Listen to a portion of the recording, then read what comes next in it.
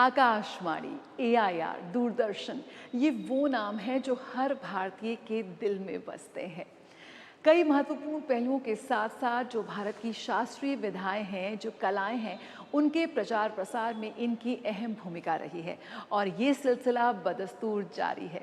इसी कड़ी में आइए आपको ले चलते हैं आकाशवाणी, जहां पर संगीत समारोह का आयोजन हुआ, जिसमें देश के शीर्ष कलाकारों ने अपनी प्रस्तुति दी। और ख़ास बात ये थी कि इसका प्रसारण आकाशवाणी के साथ साथ दूरदर्शन पे भी हुआ, ताकि ज़्यादा से ज़्यादा लोग इसका लुत्फ उठा सकें।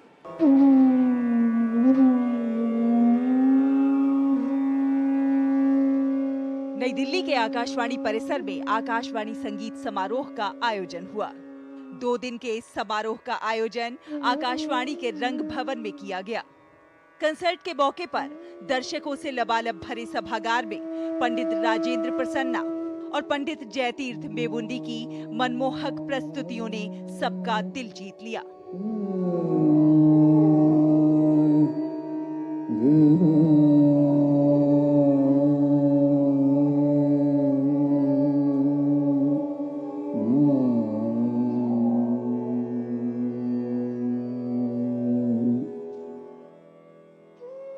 बनारस घराने से ताल्लुक रखने वाले पंडित राजेंद्र प्रसन्ना की बांसुरी की स्वर लहरियों से सभागार गूंज उठा।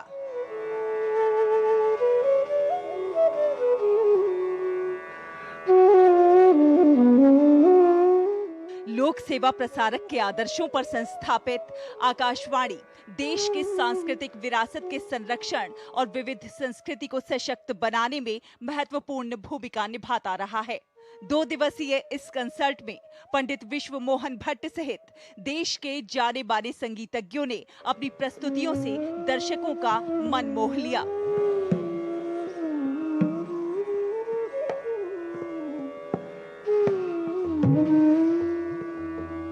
हमारी जीवन की जो संगीत की शुरुआती मतलब मेरा खेल कूद से लेके संगीत की जितनी भी साधना आकाशवाणी से ही है। मैं 73 में युवानी से शुरू हुआ हूँ और बच्चों के प्रोग्राम से अभी आज ईश्वर की कृपा है कि मैं आज 25 साल से टॉप ग्रेड भी हूँ ऑल इंडिया रेडियो की तरफ से। एक्चुअली क्या है, आकाशवाणी की वजह से हम लोग का रियाज होता है।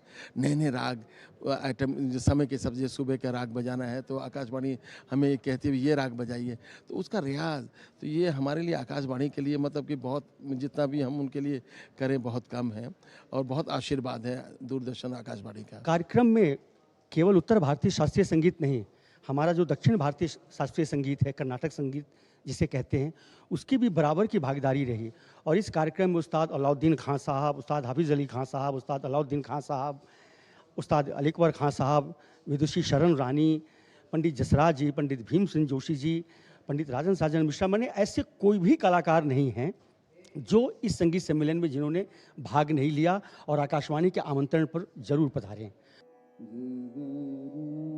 पंडित जयतीर्थ मेवुंडी किराना घराने के प्रमुख गायकों में से एक हैं।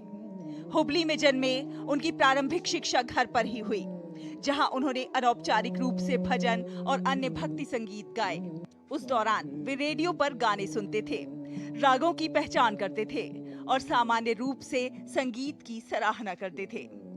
और इसीलिए उनका रेडियो से ये अटूट रिश्ता आज भी कायम है।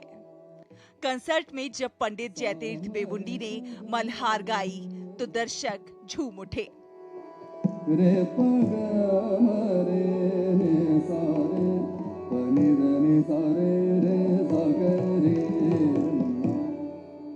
इस मौके पर कई गणमान्य हस्तियों की उपस्थिति ने इस कार्यक्रम को और खास बना दिया।